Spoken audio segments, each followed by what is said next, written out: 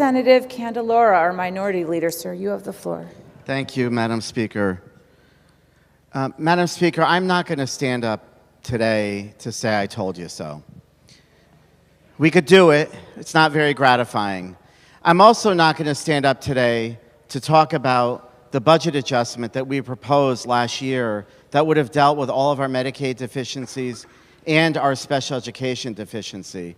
It's ironic that two items that we've already come in to try to close those gaps were both items that we tried to get this chamber to address last year. You know, in Connecticut, we are a very generous state. There is no question. We give a lot to a lot of people. And I think this side of the aisle can be generous too, but we realize when you promise everything to everyone, you ultimately deliver nothing. And that's where I think we're headed. So I don't want to talk about the past and how we got here, but I want to talk about where we're going and why so many of us on this side of the aisle oppose this particular document. Because what we're essentially doing here today with this deficiency is we're saying we are going to use this current year surplus to close the gap, leaving all these referenced lapses and rescissions in place to free up the ability to go over the spending cap next year. Maybe not directly, but sort of indirectly in an end around that I don't think I have seen in quite a number of years. You know, with this governor's emergency declaration, unfortunately, he is giving this chamber a blank check.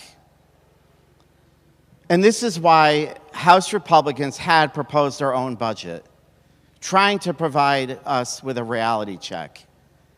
Because the reality is we cannot continue to sustain the spending that we are seeing in the state of Connecticut. And yes, much of this is attributed to Medicaid, including illegal immigrant health care, which is a troubling proposal for many of us. Why? Because it's giving a Cadillac health care plan to a group of individuals that aren't our residents. And when we talk about hospitals and uncompensated care, you would think if we're using Medicaid dollars that other dollars should be going down, like our uncompensated care, but in fact they continue to rise. So Connecticut really is not on a sustainable path. And I think, you know, when we talk about the guardrails, they're not necessarily rigid, I think, as some people want to characterize them. There is flexibility in those guardrails. You have, like today, the ability to declare an emergency and spend above and beyond those guardrails. I don't think we're there yet in order to need to do this today. And what the governor has done with this emergency declaration is he's now made these guardrails pliable, more like silly putty. They're not flexible anymore. We're bouncing off of them. And so because of that, and because of where I know where we're going in the next couple of weeks, I oppose this legislation. Thank you.